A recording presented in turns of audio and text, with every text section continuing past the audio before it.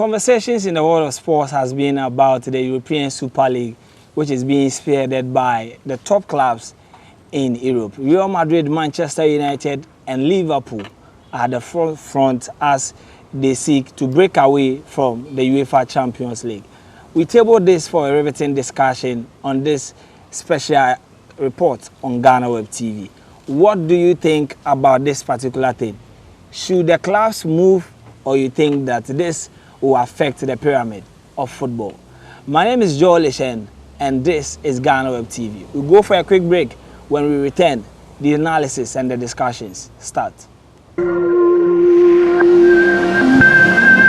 Welcome back from the break. It is still watching Ghana Web TV, and this is our special report and analysis on what is going on in Europe and whether it can have effect on African football. Top clubs are planning to break away from the UEFA Champions League, and there's been discussions about it all over the world. Today, I'm being joined by my colleague, Perez Ezwakwao. He's with the Ghana Web Sports Desk, and also to my immediate right, I have Emmanuel Ayamga from Pulse Ghana. Good day, gentlemen, and thanks for joining me here. Thanks for having us on your show. It's great to be here. All right. So the conversations in the world of sports for the past 48 hours has been about the European Super League. I'll start with you first, Ayamga. When you heard about the possible breakup, what came into mind? Well, I was a bit surprised. I wasn't too surprised as well, because this is an idea that has been mooted for years now. Okay. What I didn't think was that some clubs will have the balls to bring it up in this particular moment, because if you look at things that are happening, the world is currently going through a pandemic, and so I was thinking that everybody would be thinking of how to unite the world through football. So in terms of me being surprised, that was why I knew this idea had been mooted and it was something the big clubs were considering, but then I didn't think it would come this early. That was so surprising. But then I'm not too surprised that it has come too, because our big clubs have shown that they are in for the money. It's just about money. It's about the money, and so they are always looking out for their own interests. So I wasn't really surprised when I heard about my own Manchester United and then Chelsea and then other European heavyweights being involved. All right. So let me come to you. According to the proposal, they intend to start the new project in August 2021. When you heard that your darling club Arsenal, though you've not been in the Champions League for the past 3 seasons, are likely to play in Europe with the top guys, what was your reaction when you heard that? I think from a football perspective, as a fan, you will be a bit disappointed that you'll be happy, but in a way disappointed that your club is going to compete with the top clubs in the world, but it's not going to compete based on the fact that it's qualified, but based on the fact that due to the selfish ideas of a certain group of investors, your club is going to it, and especially the reasons being, put forth or being brought forth or being given by the people behind this particular European project. And you think of it, and it's purely money. And if you are an Arsenal fan and you look at what the club used to represent, especially under Arsene Wenger, you'll be disappointed that we've come this far. But you will not be surprised that it's happening under Stan Kroenke, because the club has been moving from the fans to the owner ever since Stan Kroenke took over. So it's a bit disappointing. But from an Arsenal perspective and looking at Arsenal under Stan Kroenke, it's not surprising. Okay, so we're still talking about the European Super League. You can let us know what you think about this particular thing. Should the clubs move on with their plans, or they should listen to what the other stakeholders like FIFA and UEFA are saying, including the fans and ex-players? So I will be running you through the clubs who are leading this project. And if you go to England, we have 6 clubs: Arsenal, Chelsea, Liverpool, Manchester City, and also the big guys, Man United. But Spurs is also in the list. And I know you'll be asking yourself, when the Spurs become a big club in Europe? Because they've won virtually nothing in Europe. And if you go to the Spanish Premier La Liga, we have record champions Real Madrid, Barcelona, and Atletico Madrid. And Italy, we have the old ladies Juventus, AC Milan, and their neighbors International Milan.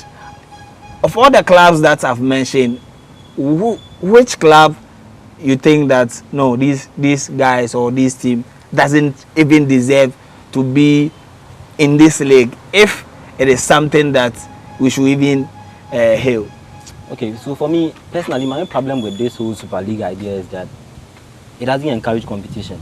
Okay. It's trying to give some clubs a better right to a which is something that shouldn't happen, because football as it is has a pyramid system, and the reason why we love the football the way it is because we get to see some fairy tale stories.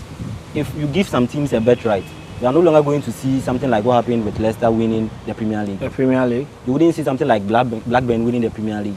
Even in Spain, you wouldn't see something like Atletico Madrid winning the La Liga if that was the case, because it would have been cut. Those teams wouldn't even have had the opportunity to even compete with the big clubs. Now back to your question, I think that for now, Arsenal don't deserve to be there. Arsenal haven't qualified for the Champions League for like they don't deserve in to the be past there. 4 seasons or so. And even when they have been there, their laptop has been the round of 16. 16. This is not an elite club. Tottenham, they don't deserve to be there. Why? They've competed in just one Champions League final. The thing is that I disagree. my Okay. And I'm not talking because of Arsenal. You can't limit the greatness of a club to what the club has achieved. But they are talking about Yeah, elite clubs. but No, you can't. They are talking about elite clubs in Europe. A lot of factors. Okay. The history of the club. So Arsenal has more history than Ajax or Benfica or Porto. I'm saying you have to take into cognizance a lot of factors. No, but One of you them are is talking the about history history. of the Okay. club. One of them is the fan base. One of them is the club's pool. What pool does Ajax have? If we are sitting at the table and are discussing money, we are discussing bringing eyes to a competition. How many eyes will Ajax bring to the table?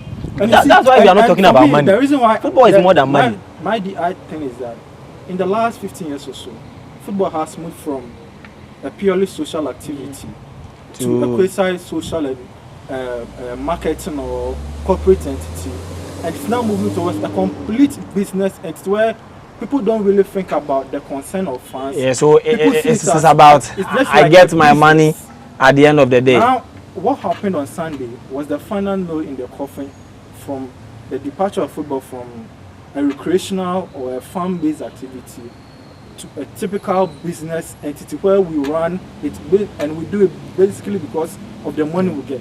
Okay. And that's what happened on Sunday. So if you criticize the Arsenal and say that Arsenal doesn't deserve a chair or a place at the table because we don't have a Champions League trophy. No, but In terms of it's finances- not only about Champions League. You don't have an European trophy. In terms of finances, Okay. okay, in terms of supporters, when you take away maybe Bayern Munich, of all the 12 clubs in there, you take away Bayern Munich, which are not part, which and maybe which other club is also not in there. In terms of support, in terms of following, in terms of following, I think you say Which- Paris Saint-Germain. and I don't think PSG has more following than us. No, they but Dortmund could be close. yeah. Dortmund could be close, but Dortmund, in terms of, you can't place them on the same in terms of how the pool they get. Arsenal have the chance or the opportunity of playing in the Premier League that has almost every weekend has hundreds of thousands of eyeballs watching it. Yeah. Arsenal has a history behind him. Arsenal is valued much more. Arsenal is in the top 10 or in the top 15 of the world's most valuable clubs. Yeah. The other class, what argument can you make for them? Can you make same argument for Ajax? Can you make same argument for Porto? Let me cut in. Now, the reason why I'm not mentioning Arsenal among the elite clubs is because I'm talking from the perspective of having the merit of being in the competition. Arsenal do not merit being in a Super League. And I'm saying no. Okay, so I'm coming, guys. So we are talking about Arsenal. Arsenal haven't been in a competition for the past 4 seasons or so.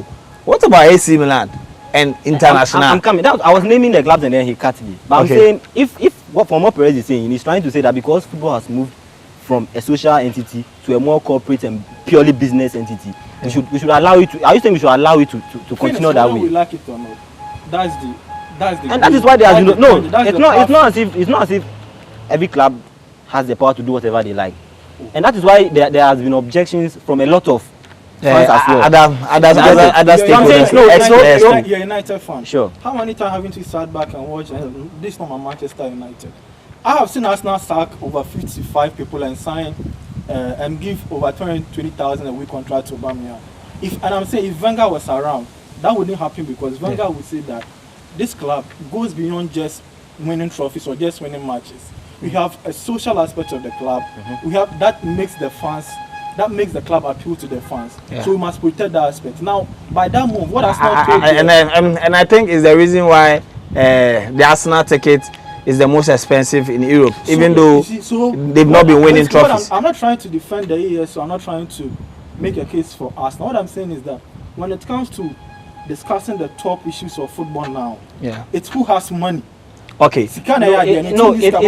Okay. So it's about who has money. No, it's not. Now, okay. So we have FIFA in UEFA. Yeah. So if it was about who has money, then the Arabs can come and buy any club and then turn them into a superpower. They are buying them. They are buying, but not all of them are superpower. There's a reason why the Newcastle takeover didn't happen. You know why it didn't happen? Manchester United gone by the FFP rules. What happened? PSG and Man City were flouting the rules. What happened to them? Nothing.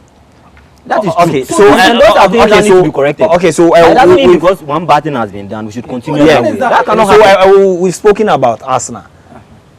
I think 10 years ago, Arsenal were forced to reckon with in Europe, and now we have a certain Spurs that for their entire existence they've only played in the semi-finals once and finals once, but they are also in it. And even City, who have never played in a European final. Yes. So how do you qualify this team as an elite team that deserves a place over Ajax, over Porto, over Benfica, who have actually won it? The finances. No, you are reducing everything to finance. That's why I don't agree with you. That's what the game has become about. No, that's why it is heading. It's not what it has become about. That's why it is heading. But we don't need to drawn. The line has been drawn. The line was at the end of the day, there has been stiff opposition to that line that has been drawn. Not everybody wants to cross that line. Of course, there are things that are happening, like the FFP rules that we are talking about are not working like they are supposed to work. But it doesn't mean because it has happened, but we should allow it to happen. Okay. That's why there are organizations that are supposed to check those things. You get it? Has happened? And that's why there's opposition. I'm sure. So at the end of the day, at the end, I think those who are also watching us will also give us reasons why they think that some of these teams don't deserve to be in the Champions League. Personally, for me, AC Milan is a top club, but for the past 10 years, they've done nothing for them to be in the league. You can't limit the existence of a club, the achievement or record of a club. I think what has transpired in 5 or 6 years. I think Perez is not getting what I'm talking about. We are not limiting any club's achievement. What I'm saying is that competitions are supposed to happen based on merit. And that is why we have a top 4 in the Premier League. If you are not in the top 4, you don't make the Champions League. It is called the Champions League. It's meant for clubs. It's champions. You perform. It's not about your history. Earn it. Yes, that's the word. And I like yesterday when Leeds held Liverpool to a draw. They tweeted that they have earned the right to have a draw with Liverpool. They earned the draw. They didn't just go there and say, okay, because you are playing Liverpool, give me a draw and let me. You have to earn it. Imagine when you give birth right to some clubs. What happens? It means Arsenal can choose. Okay, then the Premier League is no longer relevant. I'll play my reserve team in Premier League and then take my foot. What happens to football? As a fan, if you are seeing your team play the second team for the league, and I think even for some fans, they don't watch the FA Cups and the Carabao because they know that their team might not use their top players to play. All right, so we've been talking about the Super League, and now the argument between the two guys here. One is saying that football, as we are saying now, is all about money. But for Ayamga, we shouldn't limit football to just money. As there is a pyramid, we have to follow. Now, this whole thing about the Super League is about money. They've been quoting some figures. We'll go for a quick break. When we return, we will delve into the figures and see why some people think that the clubs should go ahead and break away from the Champions League.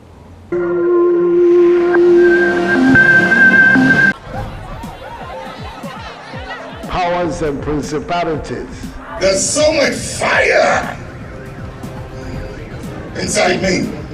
Tragedy struck when part of the largest hillside at the kosher rubbish dump collapsed. It's going to be fun to see how he goes about approaching this game.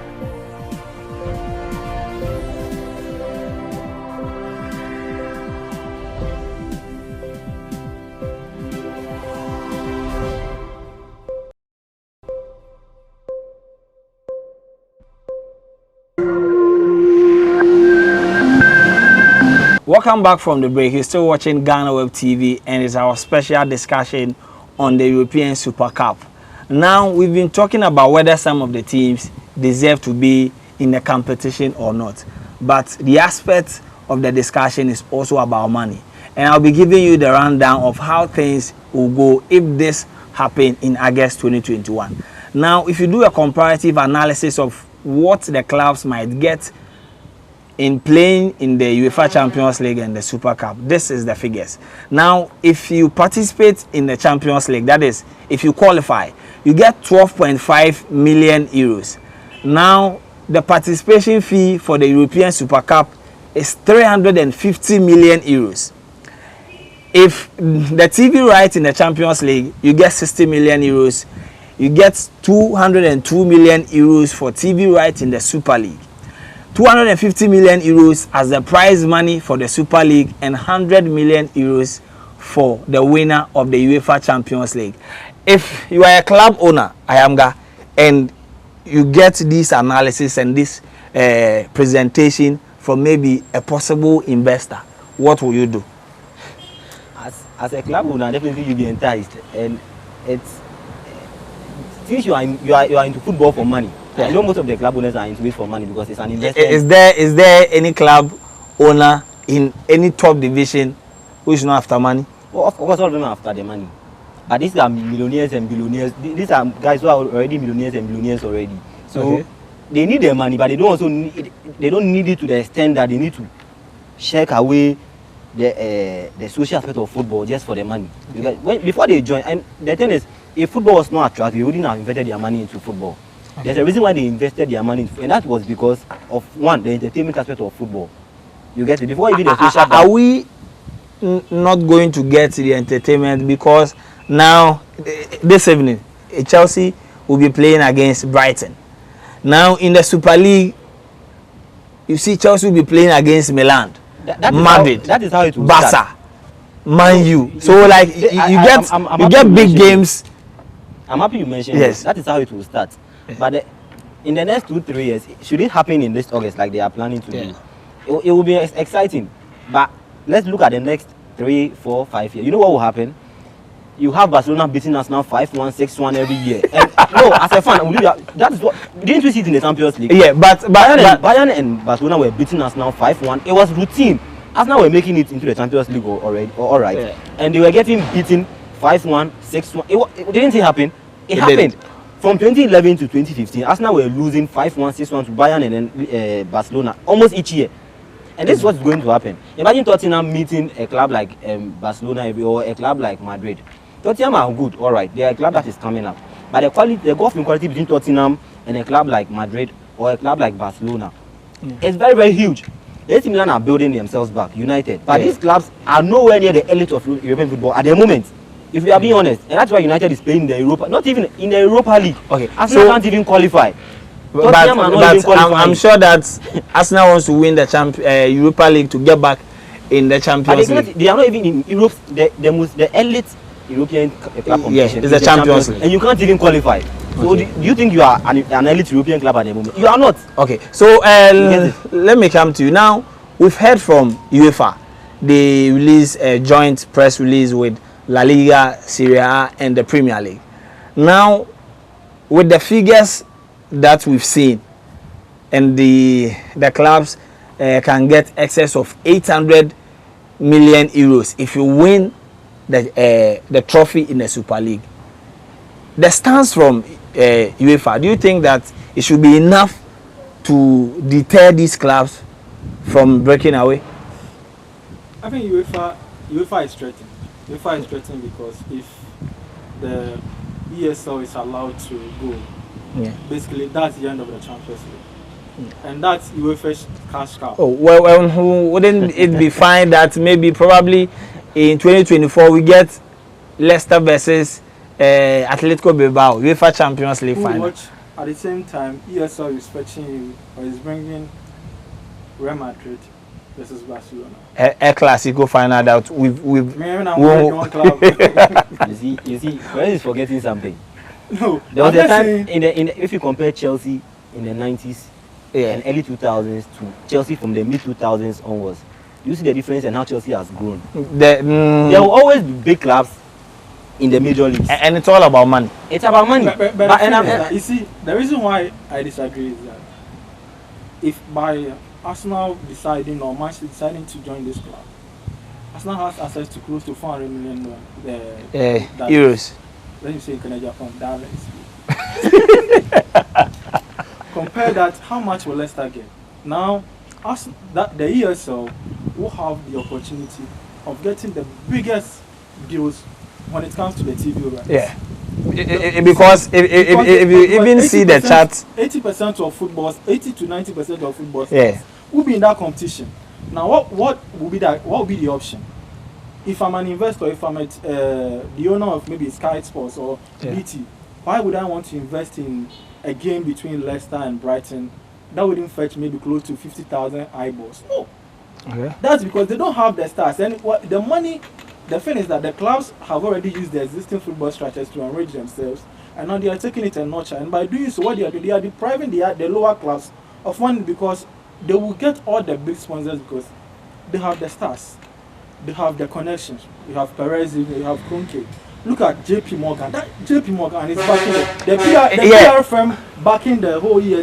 It's huge. Yeah, and you see the name of JP Morgan brings in a different dimension to this argument that, you know, the English Premier League is one of the biggest exports in UK. Now, some of these ex-players are saying that it is a way that America wants to destroy the UK economy. Can we draw that line between this whole thing? But because whether we like it or not, at the end of the day, it's the Premier League that is bringing majority of the attention to this whole argument. Sure. Well, I don't agree with that. I think, although there are more American owners now in the Premier League than ever, I don't think it's a deliberate ploy to crumble the UK economy. Why am I saying that? Because I feel the UK government still has a lot of power, and I've heard some government officials threatening to not give work permits to players who will join the European Super League. So I think there's still a lot they can do. But like Perez said, this is if it happens, it will kill the Premier League. It will kill other domestic leagues are not. And for now, if you look at the power that the Premier League has, it's already beating most of the European leagues already. Yeah. But if this happens, then it will be the final nail in the coffin. Okay, so at the end of the day, the main actors of this whole thing are the players. Where do the players stand in all this? Because we've heard from some of them. Yesterday, after the Liverpool game, James Milner, who was the captain of the day, said that to him, he prays that it won't happen. We've heard from Ander Herrera, because PSG have decided not to play. We've heard from Mesut Ozil. Can the players go against this to make sure that it doesn't happen? I was having a discussion with someone. I said there are only two groups, or only two people can stop this: the players through FIFPro and the UK government. Okay. The UK government can decide to say, if you're a football club and you join, you are revoking your license. We don't allow you to practice in our country. And the reason why a whole lot of us watch Manchester is because you are in England. Yeah. So if you can't play in England, who else will watch you? So the UK club can, in a way, force the thing to stop.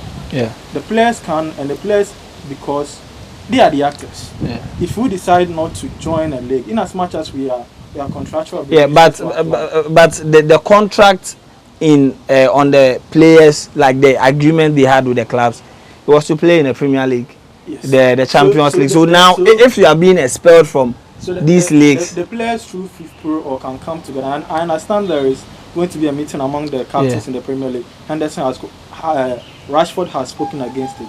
If they all come together and say, this is not what we signed up for, so we will not play. We think football belongs, in as much as you deserve or you want your money, football belongs to the fans. Okay. The reason why we love the game is the thrill of the fact that Arsenal could go from being an invisible team to being relegation battle. Chelsea can go from a team that used to battle 10th and 11th place years ago to a team that is big now. That's the truth. That's the reason why we love the game. What you are bringing on board, you are taking away that aspect.